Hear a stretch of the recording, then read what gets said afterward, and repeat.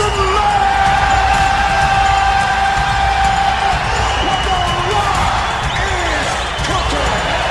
If you want the Rock to bring his ass to this ring, give me a hell yeah.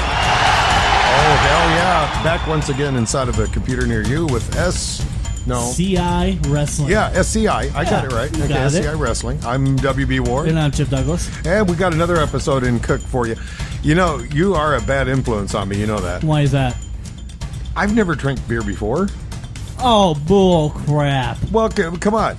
I've drank... Now, just to air our dirty laundry You're here. double nickels. You can't tell me that. Well, you know that for the past 3 weeks, 3 or 4 weeks, Yes. you brought beer one week. I would Right. have beer the next week. Right. Last week you brought beer. This Right. week I have beer. Yes. That's the most beer I've drank in the last 10, 20 years. Oh, my bad influence? You are a bad influence. Now, if you could just start bringing women. I'll work on that one. Okay. Anyway. Might fall short on that one. Don't leave me open with lines like that ever. You should know me I laid it up for you. way better than that. If you're going to be getting out around on social media, be sure to look us up on Facebook. It's going to be www.facebook.com/Insider Wrestling.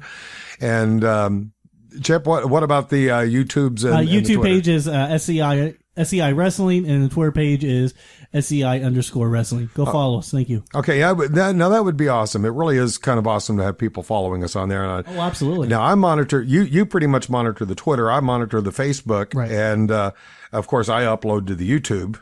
So we match everything there, and it's really interesting to see the various people who come aboard. Now, one of the most recent followers to Facebook is my big, and I do mean big brother, Tom.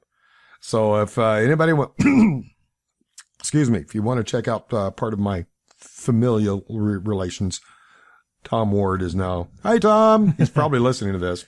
Just He's yelling at Mom. He's talking about me again.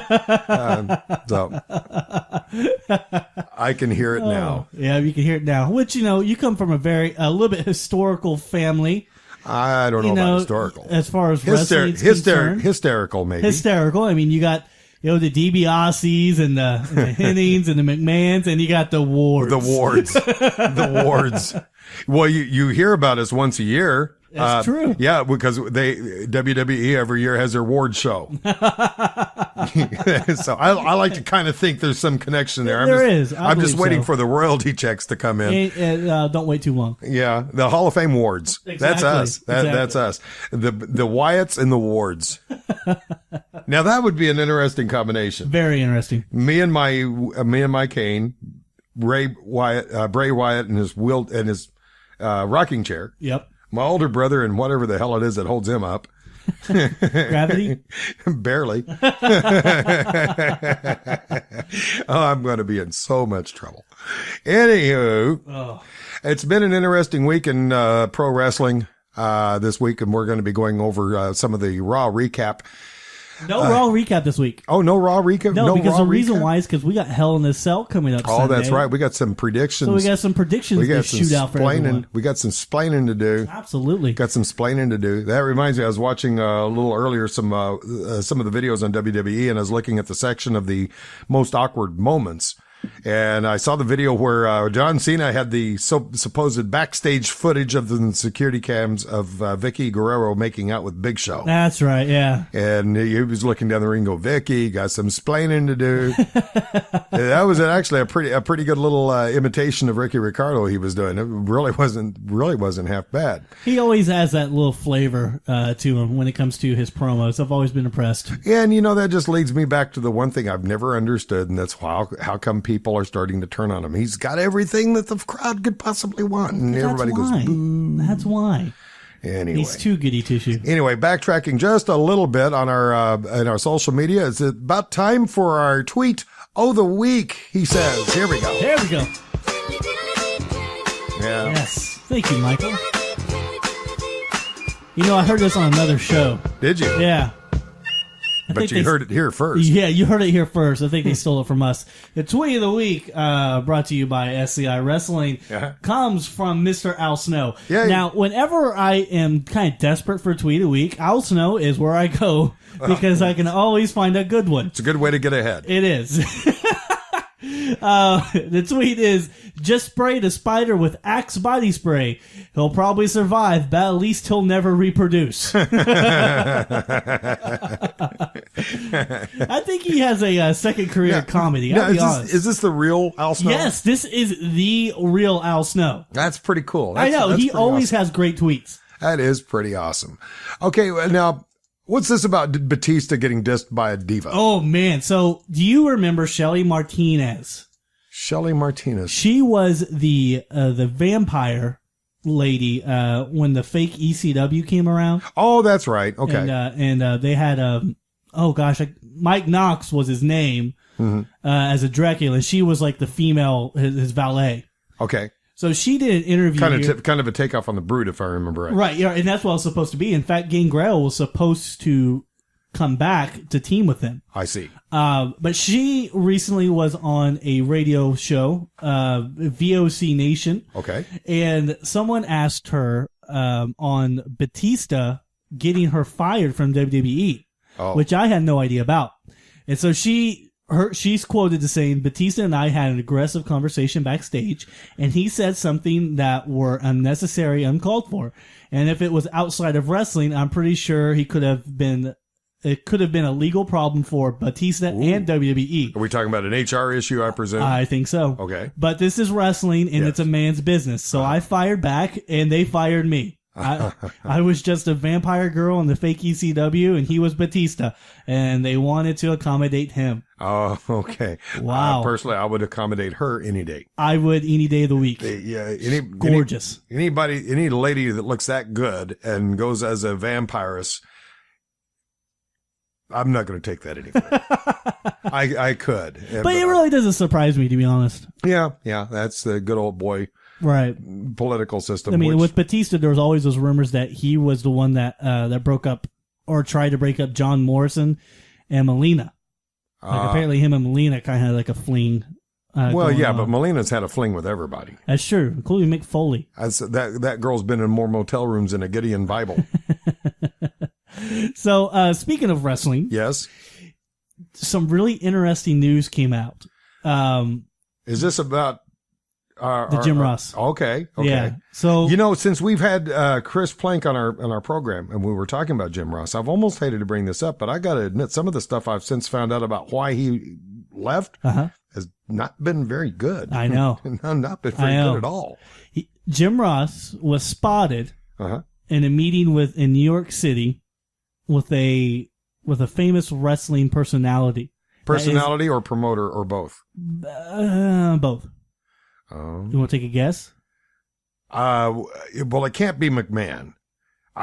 We have to be talking about Hogan. No. Who? Shane McMahon. What? Yes.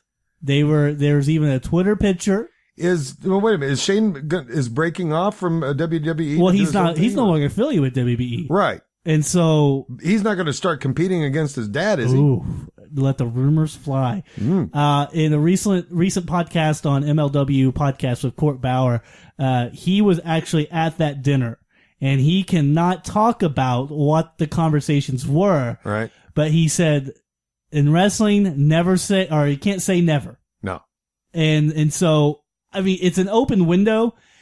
That's interesting. That's very interesting. The fact that Shane McMahon's been out of business for a while, and maybe he does have the itch to come back and kind of do things his own way. He sees Jim Ross as a very creative mind and someone that... Oh, absolutely. I think WWE, even though they may have had good reason, I think they were dead wrong and made a huge mistake when they let Jim Ross go. Exactly. And I might send Plank a tweet and see his opinion, see if he heard about the same thing. Tweet the Plank. But yeah, so that's some news. Tweet the Plank, and you will hear that line here and on Pirates of the Caribbean. Exactly. Tweet the Plank. Tweet the Plank. Yes. So in another wrestling news, WrestleMania 30, which we are going to be at in New Orleans. Yay! SCI Wrestling. It's been... I'm not going to say it's been confirmed because nothing can ever be confirmed. But The Undertaker's match is has been pretty solidified in stone on who the opponent's going to be. It's gotta be Goldberg. Nope. No, that's who I'll be willing to bet anything. Nope. Ryback? No way. No way. Who? Well, it's got to be CM Punk. No. What? Now, wait a minute. Now you're taking all the wind out of my sails. What the hell's going on? Brock Lesnar. Oh, now that's just disappointing. Yeah. I hope that turns out to not be true. Yeah. I mean, from everything I've read, that's the way they're riding right now is Taker Lesnar at WrestleMania 30. But every time they start doing a push with Lesnar, he kind of disappears and goes, oh, okay, I don't want to do this anymore for a while. And so you can't have Taker lose. Because I've always said from the beginning, you cannot have Taker lose to someone. He's got to lose eventually. Not to Lesnar, though. No. You have to give it to someone that they could build on. Right. Someone that's going to stick around. Or Brian. Daniel Bryan would probably be an ideal candidate. Yeah. Punk, I think he's actually towards the end of his career. Possibly. Just because of his age and some of his physical limitations that he's going to be coming up on. I know he doesn't want to be like one of those Hulk Hogans that just won't go away. Yeah. So I can see him walking away clearly, kind of like Edge. But it's, it'd be interesting. I mean, it's kind of a disappointment for me too, but, let bygones be bygones. Yeah, but I certainly hope the rumors you've heard about Brock Lesnar. So I'm guessing you don't like it. Not the Brock Lesnar thing, no, and that's only because of how unreliable he has proven time and time again as a performer. I mean, Brock Lesnar is a strong, tough guy, no question about it. He certainly held his own within the legitimate fighting arenas. Right. And then he comes out to be a performer on wrestling, and as far as I'm concerned, unnecessarily putting the performers at risk. Because, every time he steps in the ring, he's so unpredictable. He could actually wind up injuring a superstar to the point of where he will have a financial impact on the industry. Oh, absolutely. So, with that in mind, I think it's a foolish idea to put him in the ring. And that's what one article I read said is you can't say for sure that this is going to happen because you got to think of Undertaker's physical limitations on what he can do. Right. And the type of style of match that he'll have to have with Brock Lesnar. Now, I know to some people they may sound strange being concerned about these people's safety who are in the ring, but these people make WWE tons of money. Yeah. Yeah. Doing this thing called professional wrestling. You throw into the mix somebody who is a known fighter. Like when they brought Mike Tyson in the ring, I thought that was kind of risky, but at least Tyson pulled the reins back on what he was doing a while for the show. Right. And also you got to think about the fact that there's a legitimate beef between Lesnar and Taker. Is there? Yes. Oh, yes. I'm not surprised. I had not heard that, but I'm not surprised. There is a great YouTube video of when Lesnar fought Cain Velasquez in UFC and Taker was in the audience. Oh, I did see that. Have you ever seen that? I did see that. And Lesnar kind of walked by and Taker just stares him down and goes, "You want to do it?" And he was portraying the fact that you want to swing. So, yeah, there is some definite heat between those two. No one really knows the true story. I mean, outside the public at least. But man, I would love to know. But I think that's what they're kind of trying to capitalize on is that kind of beef that they have between each other. Man. Okay. Let's move on to our predictions. The prediction corner of the show. Absolutely. Hell in a Cell. Oh, hell. It's going to be this Sunday. It's going to feature 2 Hell in a Cell matches. Quite a few title matches. We got the World Heavyweight title, WBE title, Divas, Tag Teams, and Intercontinental Championship all on the line. Here on Hell in a Cell. What do you think of the card just as far as an overall? Overall, I think this is going to be a good show. I'm almost tempted to rent it, but finances will dictate otherwise for me. All right. But it does look like it's going to be a good lineup because I can see some definite some definite strong points of this. It almost seems like a waste because this looks like it could have read as a WrestleMania gig. Right. Now, going right into it, we're going to start with the pre-show. The pre-show is going to be Big E Langston versus Curtis Axel for the IC title. One thing we have not mentioned on the show is the babyface turn for Big E Langston. Yeah, and I'm glad to see that because Me too. I think he should have always been a face to begin with. But playing the muscle as he did coming in, that wasn't too bad of a choice. So in this, and being a pre-show, I think they're going to be starting a push on Langston. So I see him being the winner on this. Oh, really? So you're thinking Yeah. Langston, new IC champion? Yeah, because of the fact I think they're getting ready to push him big. Okay. All right. I'm going to disagree. I'm going to go with Axel on that All right. one. Why Axel? A, because it's a pre-show. Okay. 2, even though we're not huge fans of Curtis Axel, I still think within the organization they still are. I can see eventually Biggie Langston beating Curtis Axel, but I don't think Hell in a Cell pre-show is going to be where it's at. You know, I suspect in the locker room, Axel has an awful lot of respect because of his lineage. Oh, absolutely. Because, you know, he's royalty. Oh, He absolutely. is royalty. You know, being from the Henning family, you know, third generation superstar, he has to have some kind of a respect back there just because of what his dad was able to do and his grandfather. Okay, coming up with the Diva title. The rematch. Yeah, it's a rematch. Right. But you know what I think is going on here? What? I think we're getting ready to see a wedding gift. I think we're going to see part 1 of a wedding gift. I believe Brie Bella is going to win. Oh. And I think it will be now this will not be billed. Right. You will not see this on the show, but I honestly think the powers that be are going to give the bride to be a wedding gift. Well, I'm going to disagree with you again. You would. And I'm going to say AJ Lee retains it. Okay. I don't know why. It's just, how can you have AJ beat her in one pay-per-view, but then turn around and have Brie Bella beat her the next? Yeah, but you have good opportunity there for the rematch. Nah, I don't like it. Yeah. This is the rematch. I do think This is the rematch. I do think I'm going to stick with my wedding gift. Whatever. Okay. Rhodes Brothers versus the Shield versus the Usos. Well, you take the Usos out of that picture altogether, that ain't going to happen. I believe this is all going to boil down between the Rhodes Brothers and the Shields. I do think the Rhodes Brothers will eventually win, but I'm going to put the added twist, and I think I've heard this somewhere before here. I'm going to think that the Rhodes Brothers are going to turn on each other. Ooh, you think this is going to be it? I think so. Ooh. I think so. Now that Gold Dust is back, I think he's going to go back heel. Okay. Now, do you think they should keep him heel as Goldust, or do you think they should turn him heel as Dustin Rhodes? I would hope they would do it as Dustin Rhodes, but I think they would keep him as Gold Dust. All right, yeah, that's what I was thinking too. As far as winning this match, I wanted to go like completely opposite of you, but on this one, I will have to agree. Okay, I'm going to say the Rhodes Brothers, but I don't think they're going to turn. I think it will happen. You don't think it'll happen? I don't think it'll happen at this pay-per-view. Okay, so I'm going to put myself down Rhodes with turn. Yeah, and I'll say Rhodes without turn. Okay. Sounds like a straight street. Rhodes without turn. Okay. That's a good band name. Oh, Rhodes without turn. Rhodes without turn. That is pretty cool. That is pretty cool. You know, later on they would break up. They wouldn't break up. They would just fork off. Oh, geez. God. Okay, so much for the stupid portion of our show. Moving on to the next match. And then the reunion tour would be the U-turn. Yes. Boy.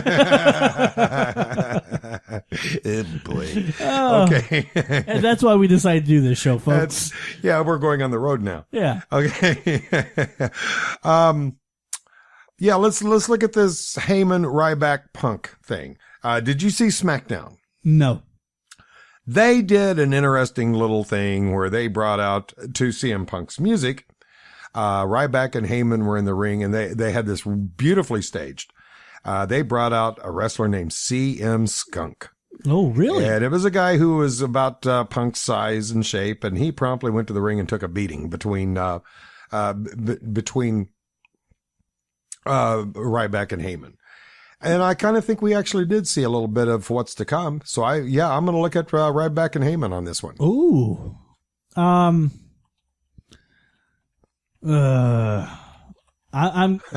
You haven't given this one much thought, huh? Not a lot. First of all, I don't like the build. I think the Heyman Punk angle's done. So I think this is going to be the end of the angle. You think they're kind of stretching this one out a little bit? They are. Yeah. And so I'm going to say Punk's going to win just because I think they need to wrap up the angle. Okay. All right, and that very well could be because I do kind of think this has had more more twist and stretch on it than a piece of taffy at the fair. Because they got to move on. Yeah. They got to move on. I mean, CM Punk's too good of a talent. They kind of waste on in this angle that's been going on for about 3-4 months now. Mm-hmm. Time to cut it loose. Let's move on. I would love to see, Marcus said it in the draft, a CM Punk Bray Wyatt feud. I would love to see it, and I think it'd be a prime opportunity. Now, at your home, I know you have some children and you're married. Yeah. Around Christmas time, do you guys go with an artificial tree or a real tree? Artificial. Okay. Back in my day, now artificial trees nowadays are actually pretty cool because they all look, well, they're pretty doggone realistic. Right. So those are kind of safe. But when I was a kid, an artificial tree consisted of one of those silver trees with a color wheel in the corner. Did you ever see those? Ooh. Those were tacky. I mean, they were just tacky. It was a solid silver aluminum Christmas tree. Okay, yes. And a spinning color wheel in the background. As tacky as that is exactly how I view Del Rio being in this lineup. This is the one match that I think is just stupid. Yes, John Cena, I am a big John Cena fan, no question about it. But I think having Del Rio in this match is just kind of like getting an aluminum Christmas tree with a color wheel behind it. It's just no substance whatsoever. None. It's got to be Cena. Really? Yes. Okay. Once again, and I this is kind of bad buildup. WBE, for some reason, they have this emphasis on the fact that they have to bring back Cena. I don't know why. I don't think they should. A Hell in a Cell match for the World Heavyweight title versus... is it just me, or does it have the scent of desperation on the part of the WWE? Oh, 100%. Now, I don't understand that. As successful as they're being, why do they feel that they're this desperate they have to bring him back early before he's fully recovered? Exactly. I don't get it. I mean, they're probably just looking for more pay-per-view buys and try to boost the ratings, I guess. But yeah, it's fallen flat. I think they're doing it wrong because they really haven't pushed Cena that much. No. But I'm actually going to say Alberto Del Rio will win. Well, all right, John Cena will win by disqualification, but Alberto Del Rio will retain the title. Oh, probably. Yeah. Okay. So are you saying Cena or Rio? I'm saying Cena, but Del Rio will keep the title. Cena, but Rio keeps title. Yeah. That's how we'll separate each other there. Okay. Because you're going to say Cena wins the title, right? Okay, yeah, I'm saying Cena's going to win the title. Okay, yeah. Okay. We'll go with that then. Now, the next match, I'm going to let you take the first one here. Okay. Orton versus Bryan. Okay, Orton versus Bryan, Hell in a Cell, WBE title, special referee Shawn Michaels. Mm-hmm. What I'm saying up front is Bryan will win the title. Okay. We will see Shawn Michaels join Team Bryan. And Triple H be extremely upset about the situation because I think this will start up a feud between Triple H and Shawn Michaels. And we'll see this feud kind of go to the wayside and we'll move on to Survivor Series to see some kind of Team Shawn Michaels versus Team Triple H at Survivor Series. Mm-hmm. That's my prediction, but I think end of the day, Bryan will be the heavyweight champion. Or WBE champion. So, yes! Okay, yes. And to some extent, you and I agree on this one. I just don't think Shawn is going to play that big of a role in it. I think he is going to play a big role in it, but I don't think there's going to be any repercussions afterwards. But I'm going to say Bryan only because this is the extension of my earlier prediction. This is the other half of the wedding gift. Really? Yes. I think WWE is looking at Bryan, and I'm just reading in between the lines here, because of all of the male superstars that they could have featured on Totally Divas, Bryan was the one that they brought up and really pushed. Now, They do have some other male superstars on there, but none of... and it's sad that Tyson Kidd hasn't gotten a push. I know. Especially with as much promo as he got on Totally Divas. Exactly. But I think they see Daniel Bryan as being a huge future cash cow, because they're certainly milking this cash cow now for as much as they possibly can. Or goat. Or goat, yeah, as the case may be. And so, yeah, I think this is going to be part 2 of the wedding gift that they are giving to the future Mr. and Mrs. Daniel Bryan. Ooh. Now, do you think Brie is going to keep her last name Bella? I know professionally she Professionally, no. No? Oh, wait. I'm sorry. Professionally, there's no way she'll take the name. Oh, yeah. Real life, sure. But his real name isn't Daniel Bryan. Well, Stephanie, come to think of it, they do call her Stephanie McMahon. Stephanie McMahon Helmsley. They do hyphenate it, but so at least she does have the name in there somewhere. But I can't see him doing Brie Bella Bryan. Brie Bella Bryan. Yeah. That's just Triple B. Said Triple H will have Triple B. Better Business Bureau. So yes, Brie you probably can't do that. Brie Bella Bryan. Yeah. Wow. Say that 10 times fast. They'll have 3 children, Billy, Bobby, and Betty. Will the Billy be named after you? Probably. Oh, okay. Probably. So we got Billy, Betty, and Bobby Bryan, born to this is just getting confusing. Where are you going? I don't know. Born to Brie Bella Bryan. And, of course, his first name just ruins the whole tongue twister. It does. It does. It does. Anyway. Now, his actual name is Daniel Bryan's son. Is that right? No, wait. Brian Danielson. Brian Danielson is actually his real name. So her last name would actually be Danielson. Right. For those of us who are my age and older will remember the Howdy Doody show.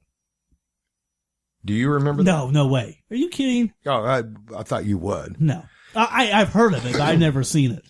He had a sister on the show. You didn't see her very often. It's Howdy Doody and Heidi Doody. Now, she got married to Howard Doody and became Heidi Doody Doody. What? And then after the show was canceled, they all went into business with each other and formed the Howard Doody, Howdy Doody, Heidi Doody Diaper Service. Thank you.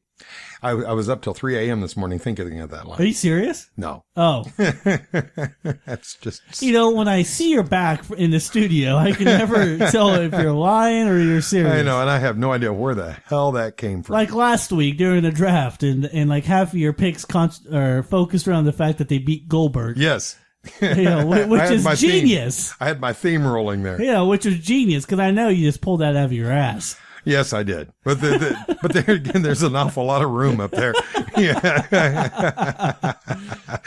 Hey, with the, there's nothing on the match yet concerning the Los Tres Amigos, not the Los Matadores? Los Matadores.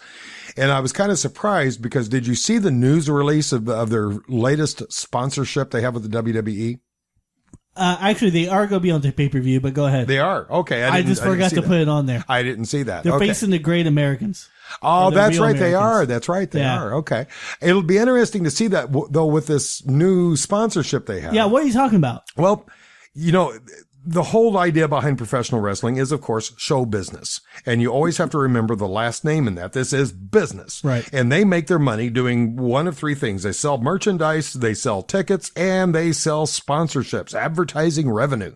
So I'm wondering if the fact they recently brought on the Los Matadores, at the same time they're signing a promotional agreement with Totino's Pizza Rolls.